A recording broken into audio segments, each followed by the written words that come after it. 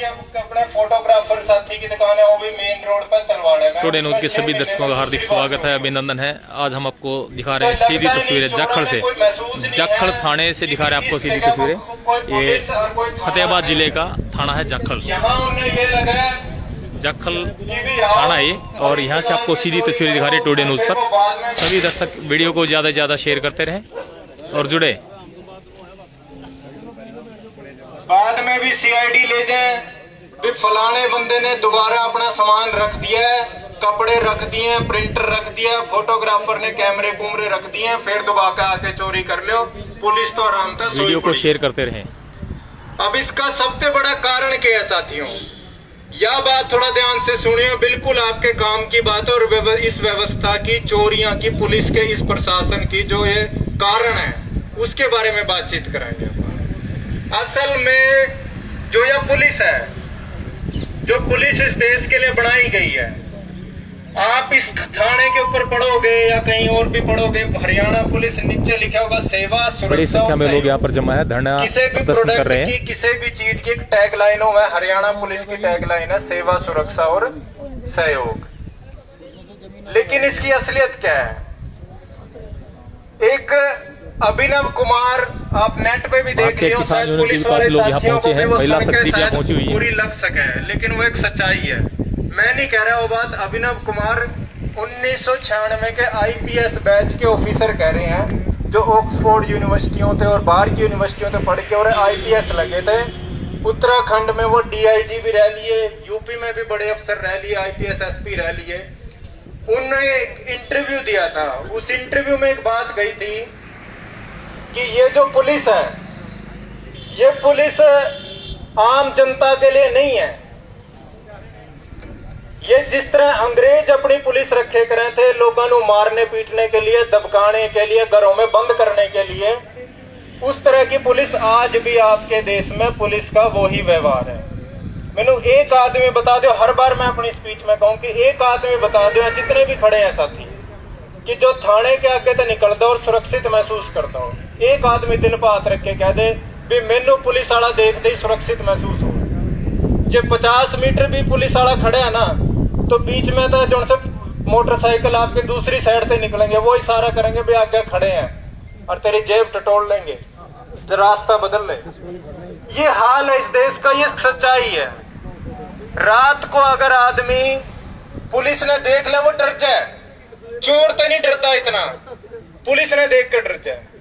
जब गांव के अंदर पुलिस आ जाए, वो पुलिस ने देख कर घबरा जाए कि पुलिस आ गई, अंदर बढ़ जाऊं। पुराने बुजुर्ग बतावे, जब पुलिस आ जाए करे थी गांव में, लोग अपने घर में बढ़ जाए करे थे।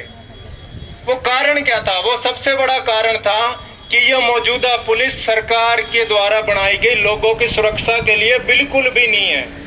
और ये बात मैं कोई भड़ास निकालने थे, गुस्से के और तरीके से नहीं कह रहा हूं, ये मैं बिल्कुल जिम्मेदारी के तहत कह रहा हूं। कानून का विद्यार्थी हूं, वकालत करूं, पूरी जिम्मेदारी के तहत कह रहा हूं। और मैं नहीं कह रहा बड़े बड़े आईपीएस ऑफिसर, शायद पता नहीं है पढ़े, पता नहीं पढ़ते। आईपीएस ऑफिसर प्रकाश सिंह नाम से एक बहुत बड़े आईपीएस ऑफिसर हुए हैं, यूपी के अंदर डीआईजी रह लिए, बड़े बड़े पदों पे रह लिए। उन्होंने बात कही थी कि ये रूरल पुलिस है। रूरल पुलिस मतलब कि जो लोगों पे हमारा राज कायम रखे। छोटे मोटे आपको उदाहरण बताता हूं। आप इस कड़ैल चौक पे मास्क के चलान देखे होंगे काटते हुए, कटे होंगे कई साथियों के, हमने खुद देखे हैं, कटे हैं ना।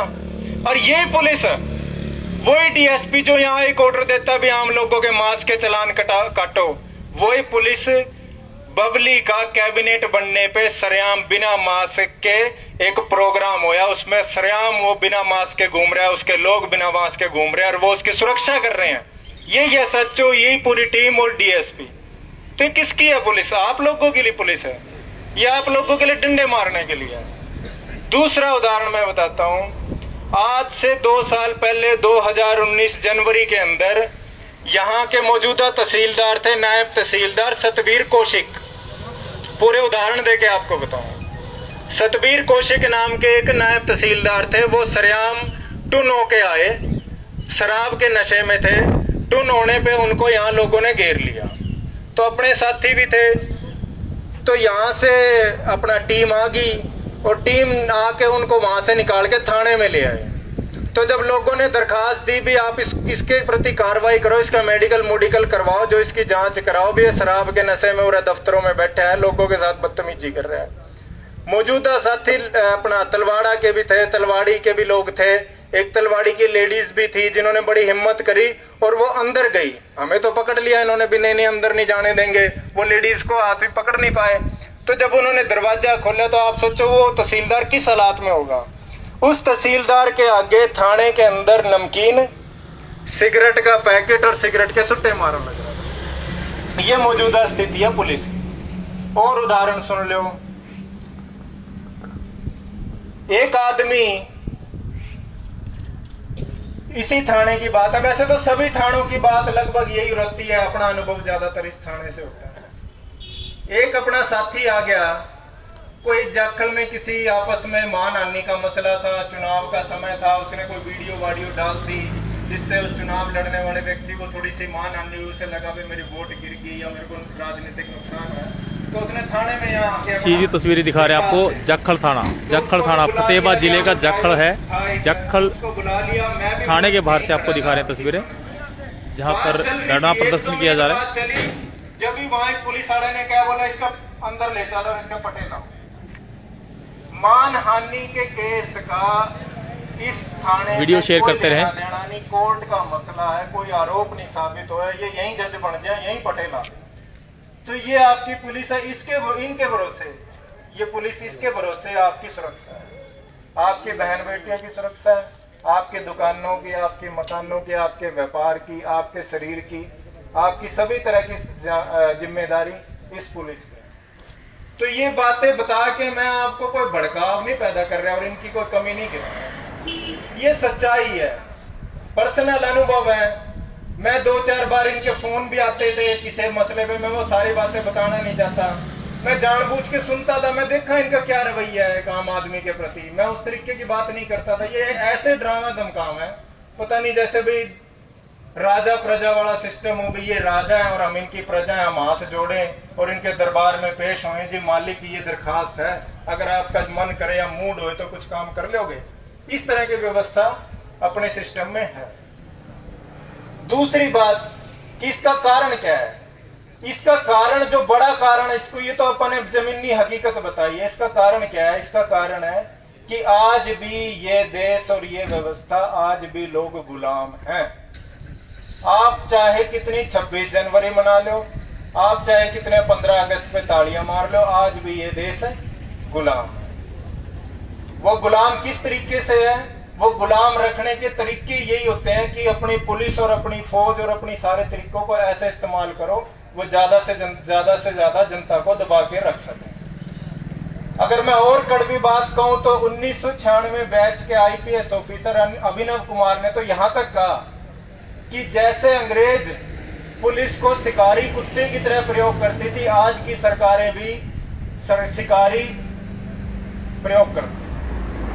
कुछ कड़वे शब्द है लेकिन मैं नहीं कह पा रहा, वो मैं इनको पूरा बता देता हूं अपने साथियों को भी। नेट पे आप जब कभी भी निकाल लो, 1996 IPS batch officer Abhinav Kumar speech, मैं नहीं कह रहा बात, इन्हीं के बड़े बड़े अधिकारी हैं जो इस व्यवस्था में पुलिस के अंदर भी सुधार चाहते हैं, और ये खुद भुक्तभोगी हैं इस सिस्टम के।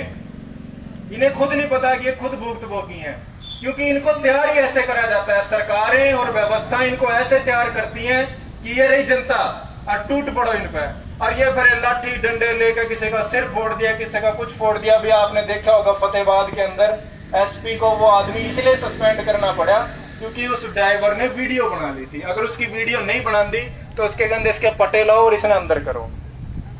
देखी होगी आपने वीडियो, वो जो अपने एक साथी ने, ड्राइवर ने अपने एक एएसआई की वीडियो बना ली जिसमें वो जबरदस्ती कर रहा था उस ड्राइवर के साथ भी, ये बैरिकेड बीजेपी दफ्तर के अंदर छोड़ के।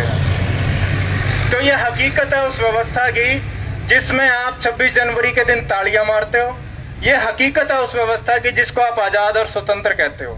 ये हकीकत है, और इस हकीकत को जब तक आप एक्सेप्ट नहीं करोगे तब तक आप इसमें सुधार की गुंजाइश नहीं रखोगे।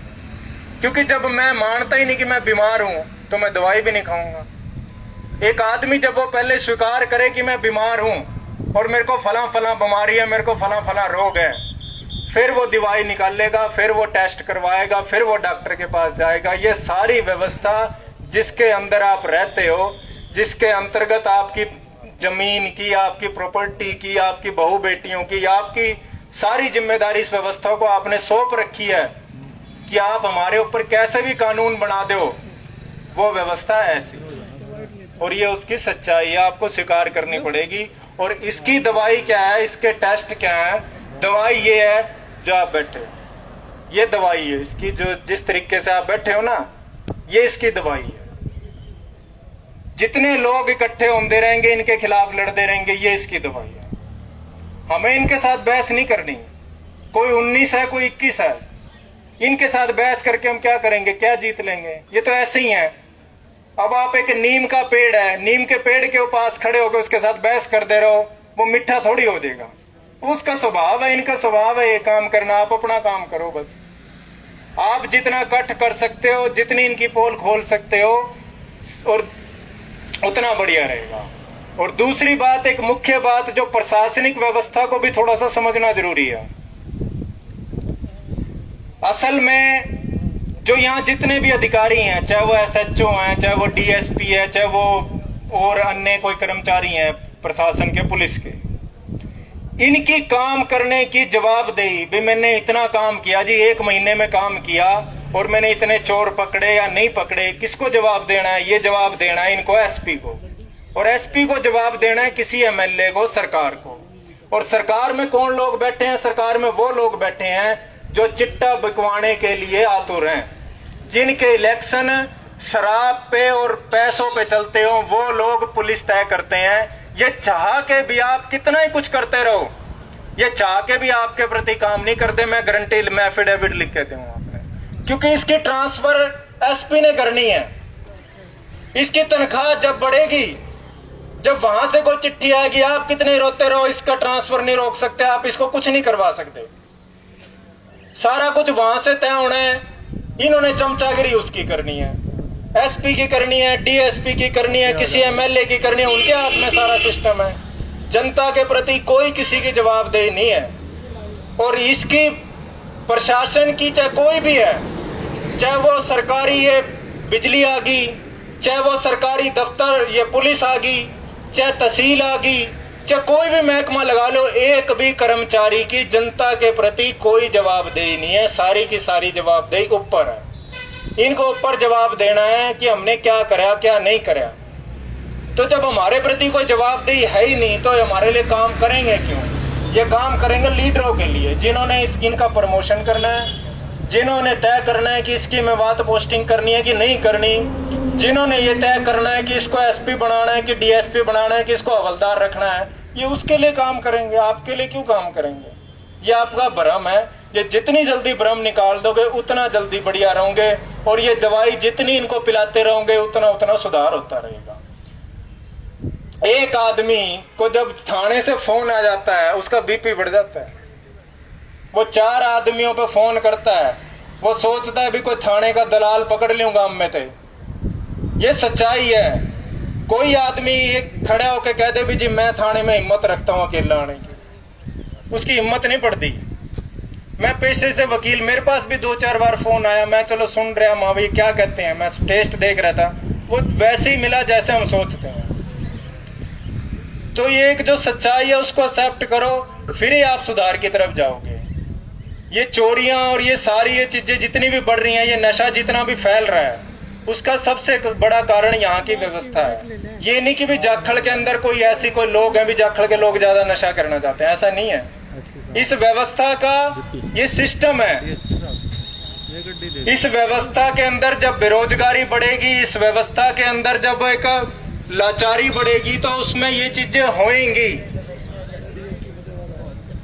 और पुलिस प्रशासन इन चीजों के लिए है कि लोगों को कैसे दबा के रखना है, कैसे इनके डंडे मारने हैं, किस तरीके से काम करना है। DSP सुभाष चंद्र पहुंच चुके मौके पर, फतेहाबाद से। तो साथियों, सुभाष चंद्र मौके पर पहुंचे हैं। ये सारी बातें आप आज समझ के जाना कि ये व्यवस्था ऐसी है क्यों है।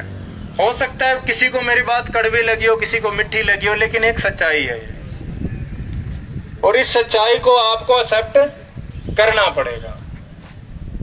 पुलिस का जैसा बिहेव अंग्रेजों के समय था, आज भी वैसे ही है, कोई ज्यादा फर्क नहीं है। आज भी एक आजादी की लड़ाई की जरूरत है, और वो आजादी की लड़ाई लोग ही लड़ेंगे कभी ना कभी इकट्ठे होकर, वो ही फैसला करेंगे, वो इस देश को सुधारेंगे। दूसरी बात कि जितना भी अपना ये सारा धरना प्रदर्शन जो भी चले, एक अनुशासन के तरीके से चले। जितना अनुशासन आप बना के रखेंगे उतना ही अपने को फायदा होगा, उतने नतीजे होंगे। इसका मैं एक उदाहरण आपके सामने बताऊं। अपने एरिया में फ्लड आता था, बाढ़ आती थी पहले।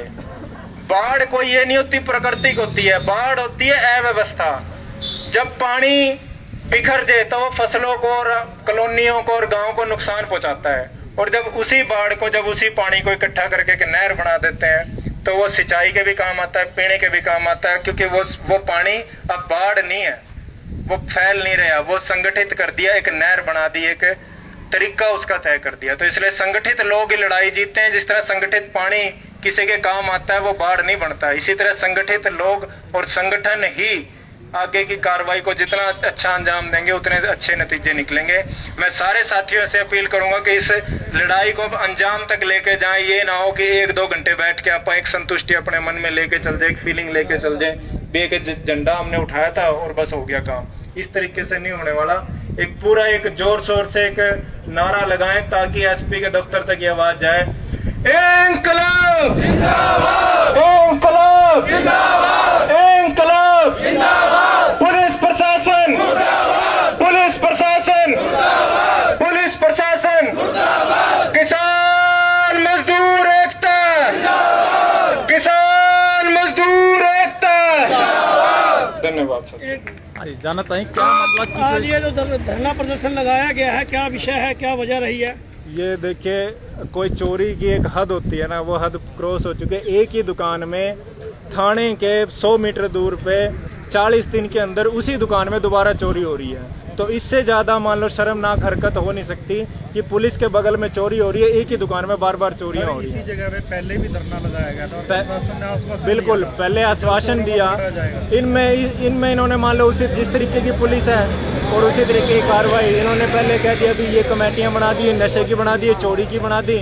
ना अब तक नशा कम हुआ, ना अब तक चोरियां कम हुई। पुलिस की क्या भूमिका है इस मामले में? पुलिस की भूमिका, पुलिस अभी भी कह रही थी कि आप उठ जाओ और आपको मान लो ये पुलिस इस पे नशे पे और चोरी पे कार्रवाई कर देंगे। डीएसपी सुभाष चंद्र जी मौके पहुंचे, क्या लगता है आपको, क्या आश्वासन मिलेगा? देखिए, आश्वासन के तौर पे वही है, ये लारे लप्पे लगा देते हैं, जैसा पुलिस का स्वभाव होता है कि एक बार लोगों को तोड़ दो और बस ये बेचारे अपने आप उठ के चले जाएंगे। इस बार ऐसा नहीं। सर, कितने देर का धरना लगाया गया? अगर आपकी मांग नहीं मानी जाती तो आगे की रणनीति क्या रहेगी? देखिए, आगे की रणनीति यही है कि हर आदमी जाखड़ के अंदर घबराया हुआ है। उसको ये लगता है कि मेरी दुकान में रात को चोरी ना हो जाए, मेरा बच्चा सुरक्षित जा रहा है, क्या पता वो मेरे बच्ची के साथ छेड़छाड़ ना हो जाए। इस वजह से एक दिक्कत है, थोड़ा सा हर आदमी महसूस कर रहा है, असुरक्षित महसूस कर रहा है। कितने टाइम से चोरियों की शिकायतें बढ़ रही हैं और क्या क्या कारण इसके पीछे है? ये चोरियां देखिए पिछले 6 महीने से एक अति हो रही है। आप पीछे कुछ रिपोर्टें अंदर से लीजिए जाके, 15 दिन तो डेली चोरी हुई है, हर दिन चोरी हुई है। कई बार तो और कुछ घटनाएं ऐसी हैं जिनकी पुलिस में मान लो दर्ज भी नहीं कर होती शिकायत। छोटी मोटी चोरियों की तो शिकायत दर्ज भी नहीं करने आते लोग। अगर उनको शामिल करा जाए तो मेरे ख्याल से एक दिन में 2-2, 3-3 चोरियां निकल। एक सवाल और, नशे को लेकर सवाल उठ रहे हैं बार बार ग्रामीण वासियों के द्वारा, इसके बारे में क्या कहना चाहोगे? देखिए, नशा जो है, मान लीजिए सरकारों का भी हाथ है उसमें, प्रशासन का भी हाथ है, जाखल भी उसी कड़ी में एक हिस्सा है। तो जितना भी मान लीजिए यहाँ पुलिस से बनता है वो उतनी भी कार्रवाई नहीं करती। सरेआम लोगों ने नाम दे दिए कि भाई फला आदमी नशा बेच रहा है, उस पर कार्रवाई कर दो। पुलिस जब भी कोई कार्रवाई, जाखल की 2 सीमाएं पंजाब से लगती है, तो उसके पीछे भी क्या कारण है कि पंजाब की जो सीमाएं है, बॉर्डर है, इस वजह से भी जो नशे का कारोबार ज्यादा बढ़ा हुआ है? देखिए, पंजाब की सीमा है लेकिन हरियाणा के पास अपना एक प्रशासन है, अपनी एक पुलिस है, अपनी एक पावर है, वो सब कुछ कर सकती है। जब पुलिस पंजाब और हरियाणा के बॉर्डर पे खड़ी होकर चालान काट सकती है, मास्क के चालान काट सकती है, और मोटरसाइकिल और गाड़ियों के चालान काट सकती है, तो क्या नशे का चालान नहीं काट सकती है? जब इन चीज़ों को रोक सकती है तो ये कि नशा क्या है इनके सामने। और कहीं पत्रकार साथियों ਨੂੰ ਬੇਨਤੀ है भी जो मंच है ना, मंच के करीब इस तरह का कोई भी बाइट ना ले, परा ले ले, मंच की व्यवस्था ना फैलावे, मंच चालन दे।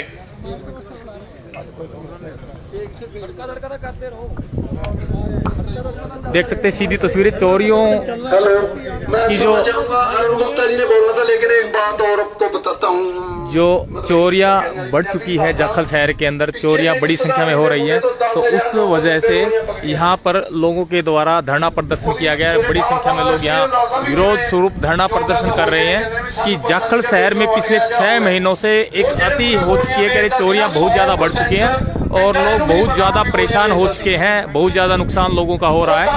और नशे तो भी इस चीज के लिए जिम्मेवार समझा जा रहा है, जिसके खिलाफ पुलिस के द्वारा कोई कार्रवाई नहीं की जा रही है। और यहाँ पर डीएसपी सुभाष चंद्री फतेहाबाद से मौके पर पहुंच के उनसे बात करेंगे। तब तक जुड़े टुडे न्यूज पर और देखते रहे सीधी तस्वीरें टुडे न्यूज पर। टुडे न्यूज पर जुड़े रहे, वीडियो को शेयर करते रहे। जाखल से प्रीमियम अंसली की रिपोर्ट टुडे न्यूज के लिए, शेयर करते रहे वीडियो को। जाखल थाने से दिखा रहे हैं आपको सीधी तस्वीरें। फतेहाबाद जिले का जाखल है, जाखल थाना, जिला फतेहाबाद। सीधी तस्वीर आपको दिखा रहे हैं और बात करें जो पुलिस के यहाँ पे अधिकारी, अभी वार्ता चल रही है, मीटिंग एक उनके बीच में है और सीधी तस्वीरें आपको तो दिखाते रहेंगे। जुड़े रहे, थोड़े वक्त फिर आपको लाइव मिलेंगे टुडे न्यूज पर। वीडियो को शेयर करते रहें।